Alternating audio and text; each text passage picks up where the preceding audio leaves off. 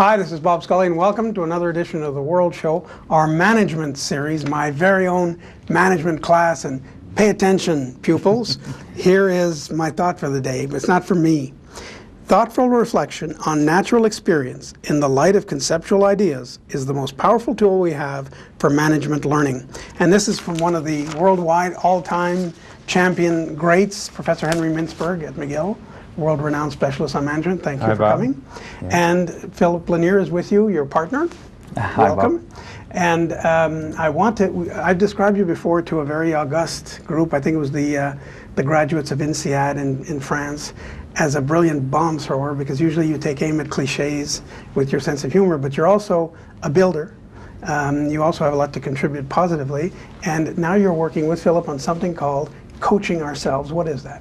Coaching Ourselves is an effort to enable managers to develop themselves in their workplace. So instead of going on to programs outside their own jobs, they come into their own, they bring the material into their own workplace and work with each other and develop each other. They develop their companies as they go along, they develop themselves, and they bond as a team. So it's very much focused in the workplace. And the material comes down from the internet. It's downloaded, and they work in small groups and they're building community, basically. That's the way I see it. Companies need to become more like communities, and that's what they're doing. When you hear coaching ourselves, we've all had the experience. It's a very noble impulse to want to learn by yourself, but we've all tried to learn to paint or play piano or speak a foreign language on our own. Generally it fails over time because there isn't the discipline of a classroom or the support. This is more like a group, not group therapy, but a support group in a way, isn't it? Yeah, it's coaching ourselves in plural, and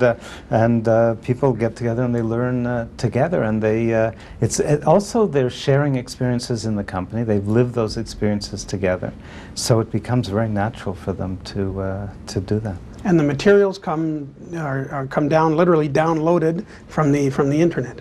You don't send out, because it is a company, and you have clients. Yeah. Do you initially send out someone to get the ball rolling, or?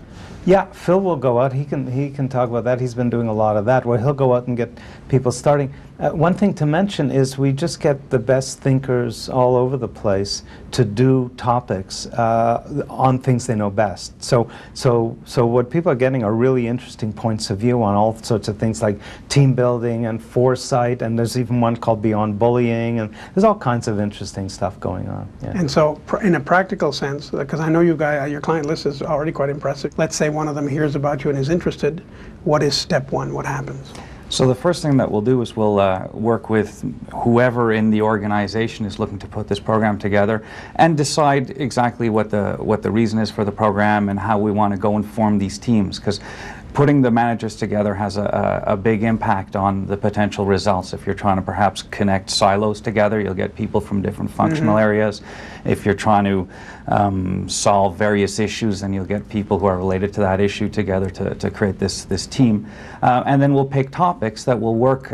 Initially, we'll pick topics for the team that will be related to the issues that have driven them to try this methodology.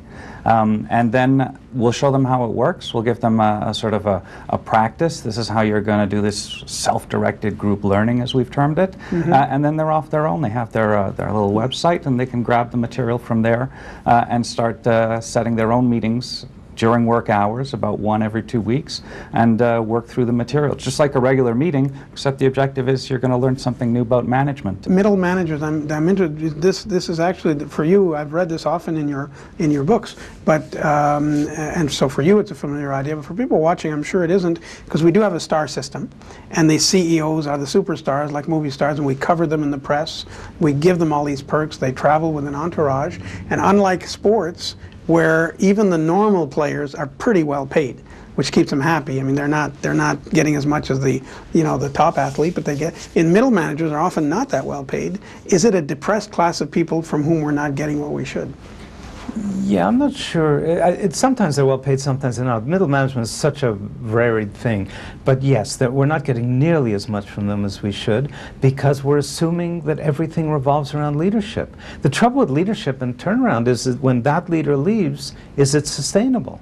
Is that, it's much too personal, it's much too idiosyncratic.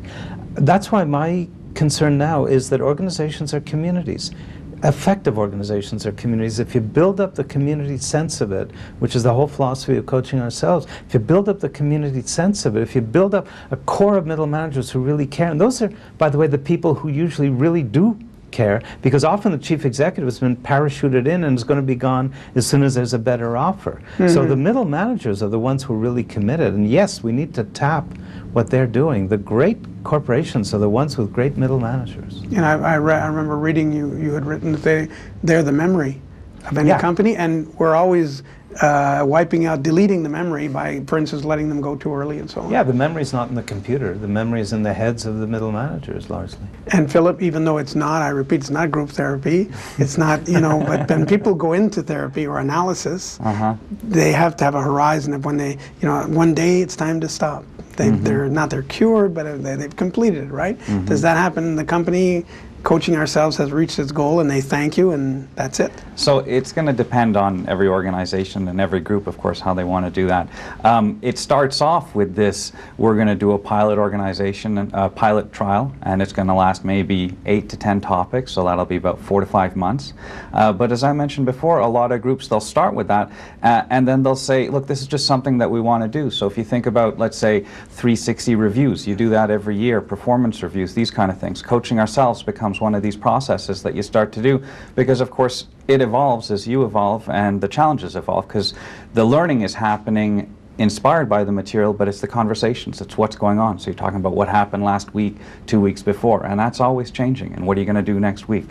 So it's something that helps you solve your problems regardless of where you are in that stage. And for both of you, it started as a bit, I won't call it a hobby, but a cottage industry. It's not your main activity.